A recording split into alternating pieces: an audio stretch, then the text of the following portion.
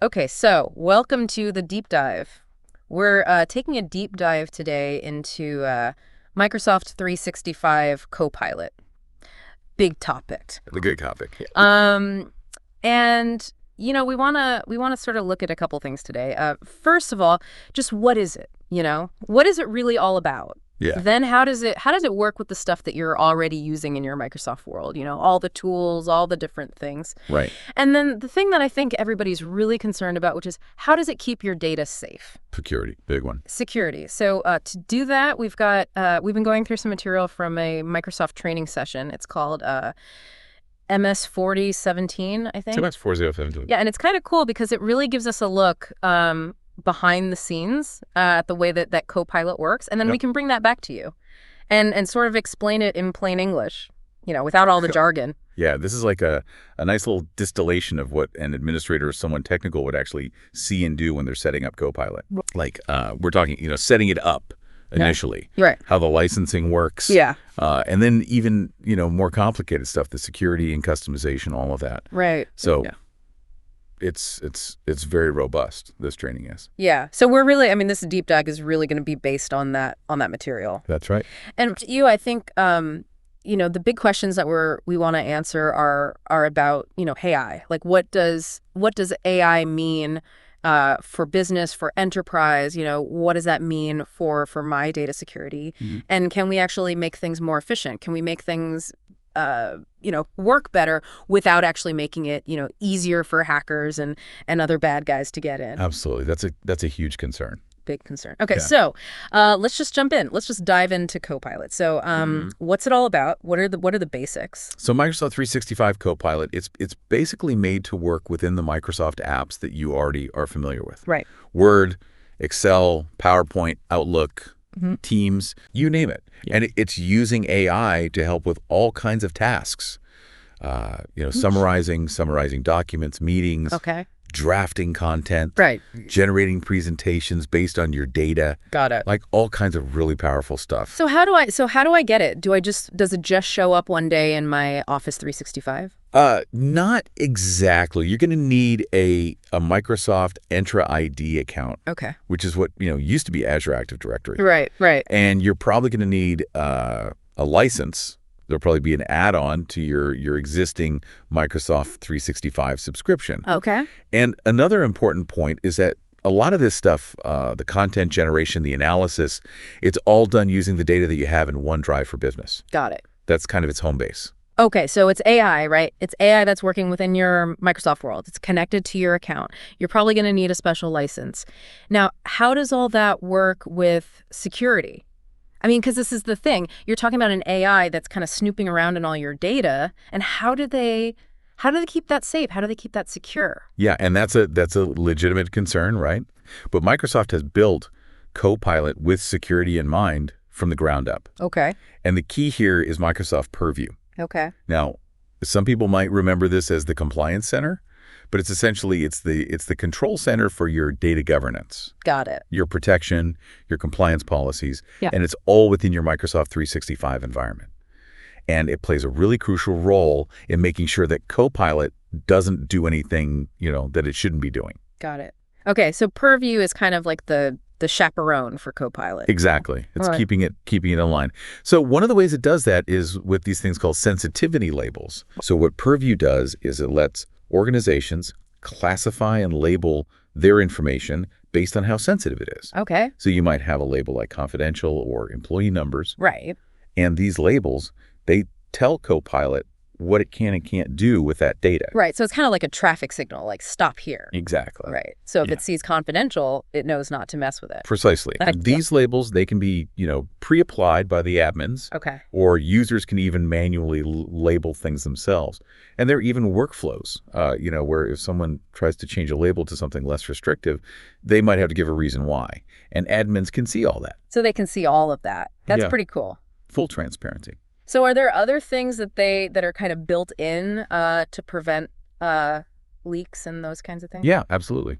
Another big one is data loss prevention, or DLP policies. Okay. These are policies that you can set up in Purview, and they can identify and prevent sensitive information from being shared inappropriately. Okay. And that's across all your Microsoft 365 services and even to external apps. So if you've got a contractor working for you Yeah. and you don't want them to be able to see certain data, so Yeah. it can prevent that kind of thing. Exactly. So, for example, you could have a policy that detects and blocks, financial data being sent in an email. Got it. Okay. So that makes sense. So you've got these kind of two layers, right? You've got the sensitivity labels and then you've got the DLP policies. And does Copilot, does it play by those rules? It's designed to, yes. Okay. It works within the boundaries that you set up. Okay. So the idea is users can only see and work with the information they already have permission to access. Right. Based on your configurations.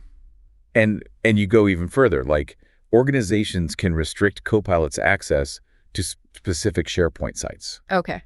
So, if there's something really, really top secret, you can just say, Copilot, stay away from this one. Got it. So that makes sense. That's pretty cool. So they've really thought about that, the security aspect. Security is paramount, yeah.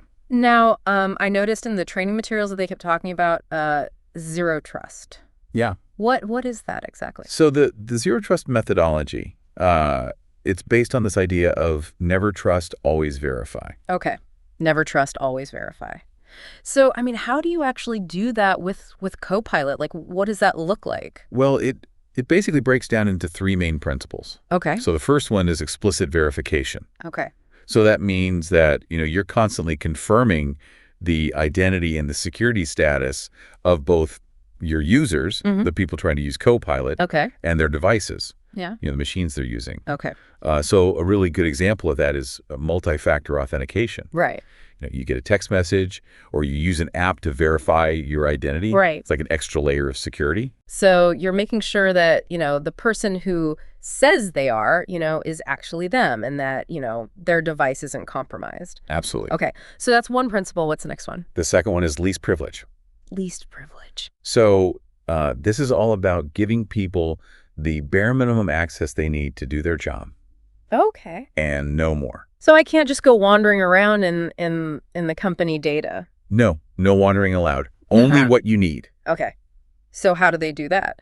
So Microsoft provides some tools for this. Okay. Like Microsoft Entra ID governance and Defender for cloud apps. Okay. And these tools, they support this principle through these ideas of just-in-time access and just enough access. Okay. Just in time and just enough access. So it's like instead of giving someone permanent access to sensitive data, they only get access when they need it. Okay. And only for a short period of time. Okay. And only to the specific data they need to do that one task. Right. It's like a very, very controlled window of access. And that makes a lot of sense because if you don't have access to it, then you can't, accidentally mess something up or, accidentally leave it open for somebody else to see it. Exactly. It reduces the at surface, right? Right. The less people have access to sensitive data, the less likely it is to be compromised. Right. Okay, so that's number 2. Right. And then the third principle of zero trust is assume breach. Okay. Assume breach, like they're already in. Yeah. It's kind of a pessimistic view, but Yeah. it's realistic, right? You have to assume that at some point someone's going to try to get in. Right. So what you do is you put controls in place to minimize the damage. Okay.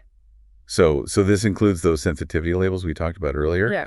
But it also includes using tools like Microsoft Defender XDR. That's extended detection and response. Okay. It's basically a suite of security tools that are constantly looking for threats and responding to them. Right. And this is all happening within the Copilot environment. Okay, so even if somebody gets in, there are things in place that'll kind of limit the damage. Exactly. It's about containment. Okay, so that's zero trust. That's zero trust in a nutshell. Okay. Now, they were also talking about extending Copilot, customizing it. Can you tell us more about that? Yeah, so Copilot is pretty flexible. Okay. You can actually create your own, custom Copilot agents. Okay, custom Copilot agents. Yeah, and you can do this with a platform called Microsoft Copilot Studio. Okay. And it uses a low-code or even a no-code approach. Okay. So you don't need to be a developer to do it. Got it. And these agents, you can connect them to your internal data sources, Okay. like SharePoint, Teams, all that stuff. Right. And then you can basically use them to address specific needs in your business. So, like, for instance? So imagine, for example, you could build an HR Copilot that can answer employee questions about company policies. Wow. So instead of having to go to HR and bug them all the time, you could just go to this thing and ask a question. Yeah, like a virtual HR assistant. That's pretty cool. What about for the hardcore developers? Yeah, so for those folks, there's Azure AI Studio. Okay. And that's evolved from a couple of other names, Azure AI Foundry and Azure OpenAI Service. Okay. But this platform, it gives you access to, really powerful AI models. Okay. Including GPT-4, which is, one of the most advanced language models out there. Right. And you can build, really custom AI solutions and then integrate those with Copilot and other applications. So you can basically create your own custom AI experience. Exactly. But that you got to be a pretty good coder to do that. Yeah, this is for the more technical folks. Right. So you've got those two options. You've got the Copilot Studio for the less technical folks. Right. And then Azure AI Studio for the more technical folks. What about all the connections? How does all this stuff talk to each other? Yeah, so the thing that connects everything is Microsoft Graph. Okay. And that's an API that basically allows Copilot to access and understand data across all your different Microsoft 365 services. Okay. And it does it while respecting the permissions that you've already set up. Right. So think of it like an intelligent traffic management system for your data. That's a good analogy. It's making sure everything flows smoothly and securely. Right. And what about stuff outside of the Microsoft world? Can you connect it to other things, like Jira or other tools that you might be using? Yeah, you can definitely extend Copilot beyond Microsoft 365. Okay. You can use connectors and plugins to access data from external services. Okay. So yeah, you can connect it to Jira for project management, ServiceNow for IT service management. Bought it. All kinds of things. And you typically do this, in the Microsoft 365 Admin Center in the search and intelligence settings. Got it. So it's not limited to just Microsoft. No, it's pretty versatile. Yeah. Now, what about, if you're a company and you're rolling this out, how do you manage it? How do you make sure people are actually using it correctly? Yeah. So managing adoption and usage is really important. Right. You want to make sure people are actually using Copilot and getting value out of it. Right. And one tool that can help with this is Microsoft Viva Insights. Okay.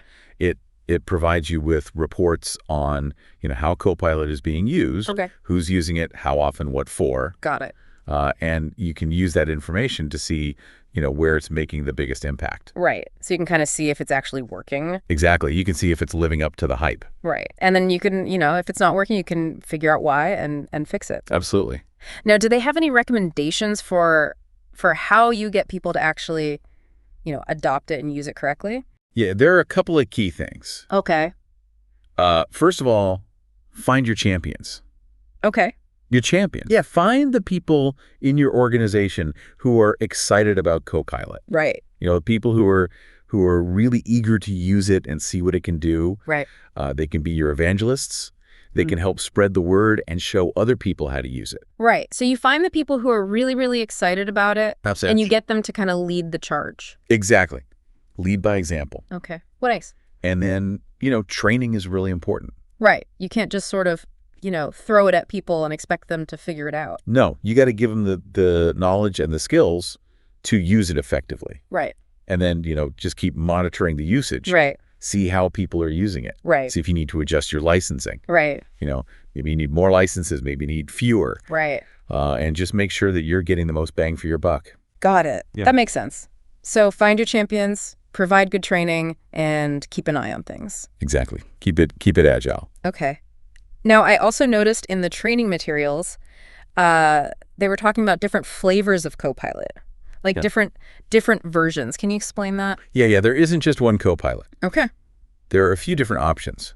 So the main one for businesses is Microsoft 365 Copilot. Okay. That's the one that we've been focusing on. Right. It's deeply integrated with all your Microsoft 365 apps. Right. And it's got all the security features we talked about. Right. The Purview, the Zero Trust, all that stuff. Okay. So that's the main one. Right. And then there's Copilot Personal or Web via Bing. Okay. This is the one that you might use as like a free service. Right. Or you can pay for a subscription called Copilot Pro. Okay. And this one mainly works with public data from the web. Okay. So it's not connected to your company's data. Got it. And the free version, it has some limitations. Yeah. Like you only get a certain number of image generation credits. Okay. But if you're using Bing through your work browser, Yeah. the Copilot that you see there might actually be the enterprise version. Oh, okay. So it's all controlled by your company's policies. Got it. Yeah. So it could be either one. Right. Depends on how you're accessing it. And then we have Copilot Studio. Right. Yeah, Copilot Studio is the one for building those custom agents, Right. the low code, no code stuff. Okay. It's all about tailoring AI to your specific needs. Got it. And then the more developer-focused one? Yeah, Azure AI Studio. That's the one for, really advanced integrations. You can use a lot of different AI models there. Right. It's really powerful. Got it. Are there any other ones? Yeah, there are a couple of others that are worth mentioning. Okay. There's Microsoft Copilot for security. Okay. That one's specifically for security teams. Okay. It helps them analyze threats, get intelligence, and do reporting. Yep. And then Copilot is also being built into other Microsoft products, Okay. like Dynamics 365 and Microsoft Fabric. So it's kind of everywhere. Yeah, it's becoming a pretty big part of the Microsoft ecosystem. Got it. Okay, so let's wrap things up. We've gone through a lot of information here. What are the big takeaways for our listeners? So I think the main thing to remember is that Microsoft 365 Copilot, it has the potential to really transform how you work. Right. It can make you more productive, help you access information more easily. Right. But, security is absolutely crucial. Right. And Microsoft has built Copilot with security in mind. Right. They've got the integration with Purview, the zero trust principles, all that stuff. Right. So you can use Copilot with confidence, Right. knowing that your data is safe. Got it. Okay, so what are some things that our listeners can do to kind of get started with this, like some action items? Yeah, so I would say, first of all, take a look at your sensitivity labels. How are you using them today? Right. And think about how they'll work with Copilot. Right. And then look at your data loss prevention policies. Okay. How might they affect how Copilot interacts with your data? Right. And then think about, are there any processes in your business that could be streamlined with a custom Copilot agent? Right. Think about how you could use Copilot Studio to build something that's really specific to your needs. Okay. And then finally, go check out the Microsoft documentation. Okay. Go look at the MS-4017 training materials. Right. There's a lot of great information there that can help you really dive deep into Copilot. Great. That's some really good advice.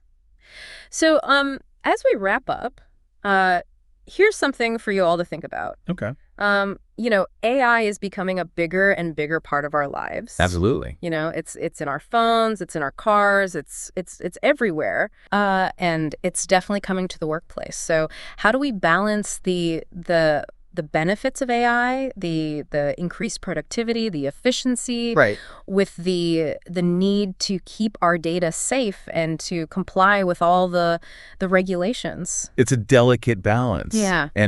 And what role do we all play, as individuals Yeah. in making sure that this AI-driven world is safe and secure? Right. It's a big question. Yeah, it's a question we all need to be thinking about. And with that, I think we're going to wrap up this deep dive. That sounds good. We really hope that this has been helpful for you. Yeah, we hope it's been informative. And if you have any questions about Copilot, Or any other AI tools. or any other AI tools, let us know. We're always happy to hear from you. Yeah, and we might even do a deep dive on them. That's right. So thanks for joining us, and until next time, keep learning. Keep learning.